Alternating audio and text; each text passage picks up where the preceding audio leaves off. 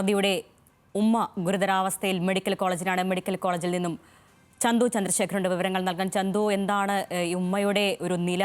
ആശുപത്രിയിൽ നിന്നും ലഭിക്കുന്ന വിവരങ്ങൾ എന്തൊക്കെയാണ്?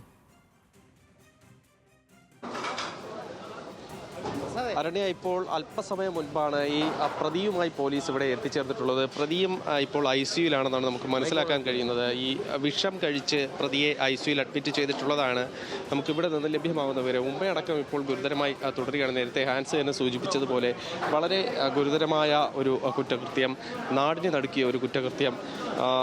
അതിനുശേഷം ഇപ്പോൾ എങ്ങനെയാണ് ഇതൊക്കെ സംഭവിച്ചത് എന്ന കാര്യത്തിൽ തന്നെ വളരെ വ്യക്തതയില്ലാത്ത അവസ്ഥ. പക്ഷേ ഇപ്പോൾ ഈ പ്രതിയുമായി പോലീസ് ഇവിടെ മെഡിക്കൽ കോളേജ് ആശുപത്രിയിൽ എത്തിച്ചിട്ടുണ്ട്. ഇവിടെ പ്രത്യേക ICUവിലേക്ക് ഇപ്പോൾ ഈ പ്രതിയെ മാറ്റിയിട്ടുണ്ടെന്നാണ് നമുക്ക് ലഭ്യമാകുന്ന വിവരം. എന്തായാലും ഈ 5 പേര്, ഏറ്റവും അടുത്ത ആൾക്കാരെ തന്നെ വകവരുത്തുന്നതിനുള്ള ശ്രമം നടത്തുന്നു. അതിൽ മരണപ്പെടുന്ന സാഹചര്യം ഉണ്ടാകുന്നതിന് ശേഷം ഈ പ്രതിയുടെ ഉമ്മ തന്നെ ഇത്തരത്തിൽ ആശുപത്രിയിലാകുന്ന സാഹചര്യം ഉണ്ടായിരിക്കുന്നു. എന്തായാലും ഈ പോലീസ് അല്പസമയം മുൻപ് പ്രതിയുമായി ഇപ്പോൾ മെഡിക്കൽ കോളേജ് ആശുപത്രിയിലേക്ക് എത്തിയിരിക്കുന്നു. ICUവിലേക്ക് ഇപ്പോൾ പ്രതിയെ പ്രവേശിപ്പിച്ചിരിക്കുന്നു. ഇവിടെ പ്രധാനമായും ഇപ്പോൾ പോലീസ് ഇതുമായി ബന്ധപ്പെട്ട കാര്യങ്ങളുടെ നടപടിക്രമങ്ങൾ പുരോഗമിക്കുമ്പോഴും ഈ പ്രതിയുടെ ആരോഗ്യസ്ഥിതി കൂടി പരിഗണിക്കേണ്ടതുണ്ട്. അതുകൊണ്ട് തന്നെ ഈ വിഷം കഴിച്ചു എന്നാണ് നമുക്കിപ്പോൾ മനസ്സിലാക്കുന്നത്. ഈ പ്രതി വിഷം കഴിച്ച് ആത്മഹത്യയ്ക്ക് ശ്രമിച്ച ഒരു സാഹചര്യം കൂടി ഉണ്ടായിരിക്കുന്നു. അപ്പോൾ എന്താണ് ഇതിൻ്റെ കാരണങ്ങളെന്നുള്ള കാര്യം ഇനി വ്യക്തമായും പരിശോധിക്കേണ്ടതുണ്ട്. അതുമായിട്ടുള്ള പരിശോധനകൾ തുടരുന്നു. എന്തായാലും വളരെ നാടിനെ നടുക്കിയ ഒരു സംഭവം തന്നെയാണ് ഇപ്പോൾ ഉണ്ടായിരിക്കുന്നത്. 5 പേരെ കൊലപ്പെടുത്തിയതായി ഇപ്പോൾ തന്നെ പോലീസ് സ്റ്റേഷനിൽ അദ്ദേഹം എത്തി സ്ഥിരീകരിച്ചിട്ടുണ്ട്. അദ്ദേഹത്തിൻ്റെ മൊഴിയുടെ അടിസ്ഥാനത്തിലാണ് ഇപ്പോൾ ഈ ഒരു സ്ഥിരീകരണം ഉണ്ടായിരിക്കുന്നത് തന്നെ. അതുമായി ബന്ധപ്പെട്ട് കൃത്യമായ അന്വേഷണം പോലീസിൻ്റെ ഭാഗത്തു നിന്നും ഉണ്ടാകുന്നുണ്ട്. എങ്കിൽ തന്നെ എന്താണ് ഇതിൻ്റെ പ്രധാനമായ കാരണങ്ങളെന്ന കാര്യങ്ങളിലൊക്കെ ഇനി വിശദമായ അന്വേഷണം നടക്കേണ്ടിയിരിക്കുന്നു. എന്തായാലും പ്രതി ഇപ്പോൾ ICUവിലാണെന്നാണ് നമുക്ക് അവസാനമായി ഇവിടെ നിന്നും നൽകാൻ കഴിയുന്ന വിവരം. അരണ്യ, ചന്തു, ഈ സാമ്പത്തിക പ്രതിസന്ധി ഉണ്ടെന്ന് പോലീസിനോട് പ്രതി പറയുമ്പോഴും ഒരു സാമ്പത്തിക പ്രശ്നമുണ്ടെങ്കിൽ കൂടി ഇത്രയും വലിയൊരു കൂട്ടക്കൊല, അതും പല സ്ഥലങ്ങളിൽ പോയി ബന്ധുക്കളായ 5 പേരെ കൊലപ്പെടുത്തുന്ന ഒരു സ്ഥിതിയിലേക്ക് എത്തുക എന്ന് പറയുന്നത് അവിശ്വസനീയമാണ്.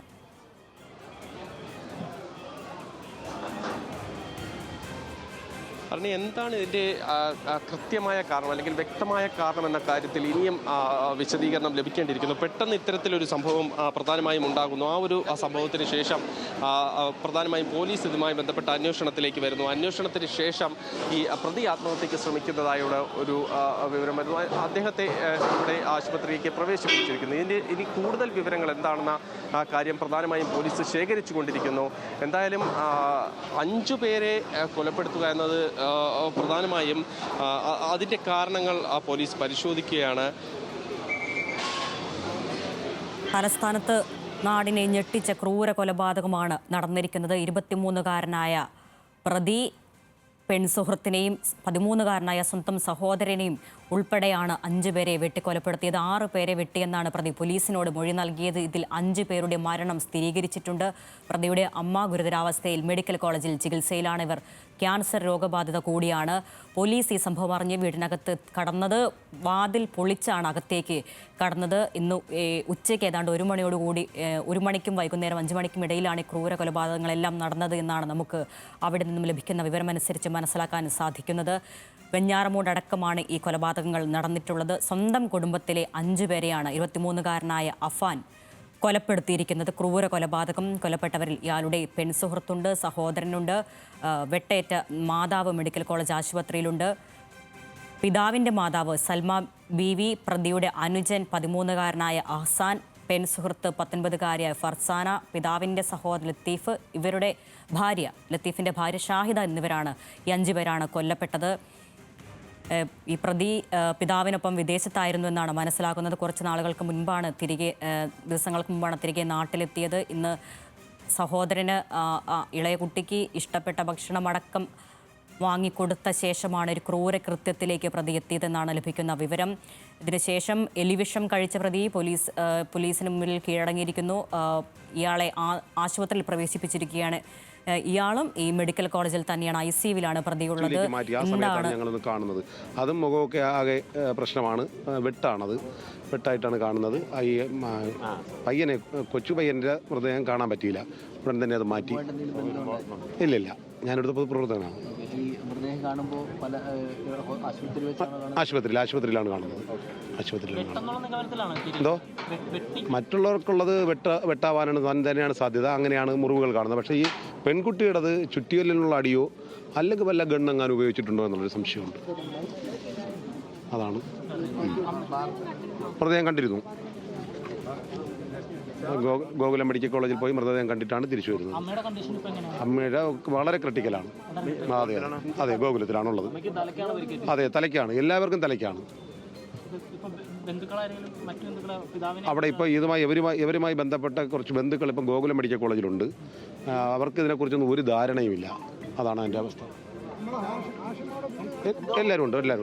എന്തോ ഇല്ല, ഞങ്ങൾ ബന്ധപ്പെട്ടിട്ടില്ല. ഇവിടെ ആരെങ്കിലും ബന്ധപ്പെട്ടിട്ടുണ്ടെങ്കിലേ ഉള്ളൂ. ഞങ്ങൾ ബന്ധപ്പെട്ടിട്ടില്ല. പക്ഷേ അവരെ ബന്ധുക്കളൊക്കെ, അത്യാവശ്യം ബന്ധുക്കളെല്ലാം ഇപ്പോൾ ഗോകുലം മെഡിക്കൽ കോളേജിലുണ്ട്. ഈ പെൺകുട്ടിയുടെ ഭാഗത്തു നിന്നുള്ള ആരെയും നമുക്കവിടെ കാണാൻ കഴിയുന്നില്ല. ഐഡന്റിഫൈ ചെയ്തിട്ടില്ല. അതാണ് ഇപ്പം നമുക്കൊരു സംശയം വന്നിട്ടുണ്ട്. അതിപ്പോൾ ഒരു അരമണിക്കൂറിനകത്ത് അറിയാൻ പറ്റും. അതും പറയുന്നില്ല, അറിയില്ലല്ലോ. അതിനെക്കുറിച്ചൊരു ധാരണയില്ല. അതെ, അത് ഈ പറയുന്ന പയ്യന്റെ ബന്ധുക്കളാണ്. ചേട്ടത്തിയുമാണ്. മറ്റത് ബാപ്പയുടെ ഉമ്മ. അത് 85 വയസ്സോളം വരുന്ന ഒരു താമസമാണ്. അടുത്ത മക്കളുണ്ട്. അവരാരെ വീട്ടിൽ പോയി നിൽക്കില്ല. ഇവിടെ ചടങ്ങ് വന്നാലും ആ ചടങ്ങ് കഴിഞ്ഞ് തിരിച്ചു പോകും. ആരെ വീട്ടിൽ നിൽക്കില്ല.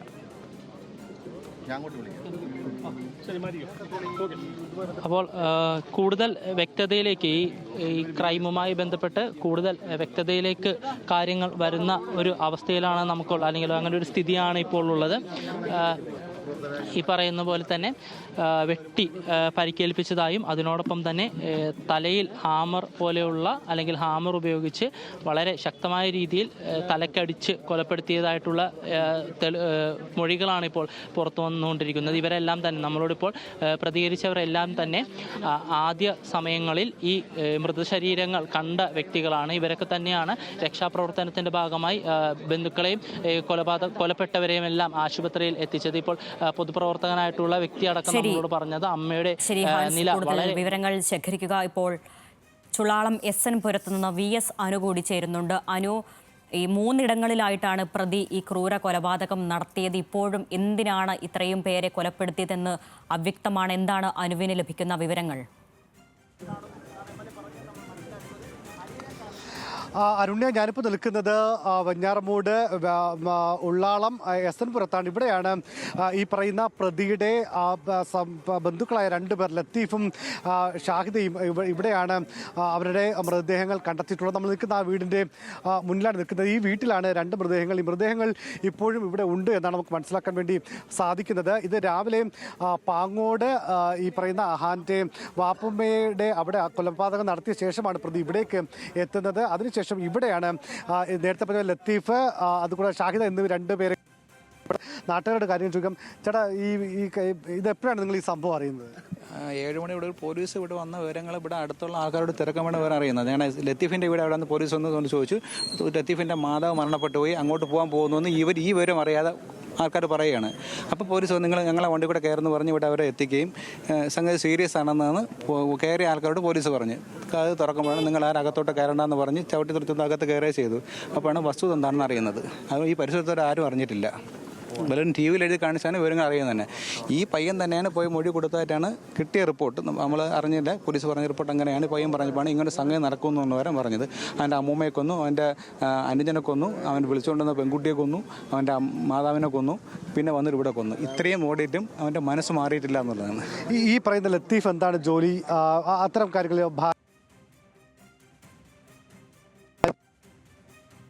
രണ്ട് അടുത്തിലായിരുന്നു പുള്ളി. ഇവിടെ നാട്ടിൽ തന്നെയാണ്. നാട്ടിൽ സാമൂഹ്യ പ്രവർത്തനം കാര്യങ്ങളൊക്കെ ആയിട്ട് നല്ല രണ്ട് പെൺകുട്ടികൾ ആയിട്ട് ബന്ധപ്പെട്ട് മറ്റു സ്ഥലത്ത് കഴിയുകയാണ്. ഇവിടുത്തെ രണ്ടാമത്തെ പെൺകുട്ടിയെ നമ്മളെ വെമ്പായം ഒഴിവാറിയാണ് കല്യാണം കഴിച്ചു കൊണ്ടുവന്നത്.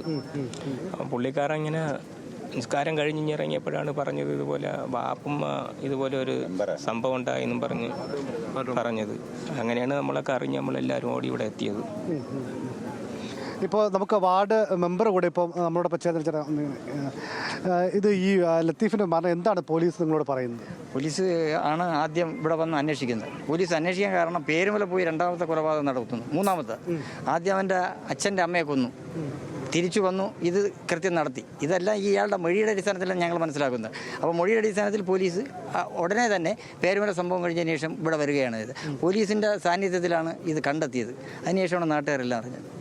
ഈ അഹാൻ ഇവിടെ വരുന്നതാണെന്ന് നാട്ടുകാരെങ്കിലും കണ്ടതായിട്ടല്ലോ ഇപ്പോൾ വല്ലതും പറയുന്നു? ഇല്ല ഇല്ല ഇല്ല, എൻ്റെ ശ്രദ്ധപ്പെട്ടില്ല ജനപ്രതി എന്നുള്ള. ഈ ലത്തീഫിന് എന്താണ് ജോലി? ഇവിടെ ആരൊക്കെയാണ് താമസിക്കുന്നത്? ജോലി ഉണ്ടായിരുന്ന ആളാണ്. പുള്ളി ഇപ്പോൾ പെൻഷനാണ്. പുള്ളിയും പുള്ളിയുടെ ഭാര്യയും മാത്രമാണ് ഈ വീട്ടിലുള്ളത്.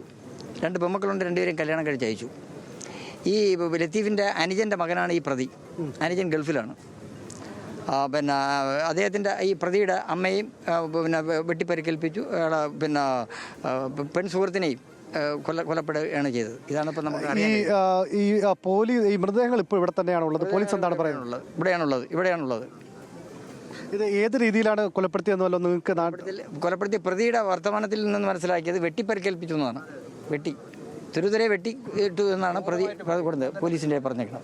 അവരുടെ ഏതായാലും നമ്മളിപ്പോൾ നിൽക്കുന്ന ഈ വീടിനകത്താണ് രണ്ട് മൃതദേഹങ്ങൾ ഉള്ളത്. ഈ അഹാൻ എന്ന് പറയുന്ന പ്രതി ഇന്ന് നടത്തിയ ഈ മൂന്നിടങ്ങളിൽ നടത്തിയ അതിക്രൂരമായ കൊലപാതകങ്ങൾ, ഇതിൽ ഈ അഹാൻ്റെ പിതാവിൻ്റെ സഹോദരനും ഭാര്യയുമാണ് ഈ വീട്ടിലുണ്ടായിരുന്നത്. നമ്മളോടൊപ്പം മെമ്പറോട് ചേർന്നുണ്ട്. ഈ പോലീസ് ഇപ്പോൾ നിങ്ങളിവിടെ എന്താണ് പറയുന്നത്? പോലീസ് വന്നത് 7 മണിയോളമായി വന്നപ്പോൾ ഇവിടെ. ആ സമയത്ത് മാത്രമാണ് നമ്മളെല്ലാവരും അറിയുന്നത്. അല്ലാതെ തന്നെ അയൽവക്കത്തോ ആർക്കും ഇതിനെക്കുറിച്ച് ഒരു അറിവും കിട്ടിയില്ല. ഇന്ന് രാവിലെ മനുഷ്യനെല്ലാവരും കണ്ടതാണ്.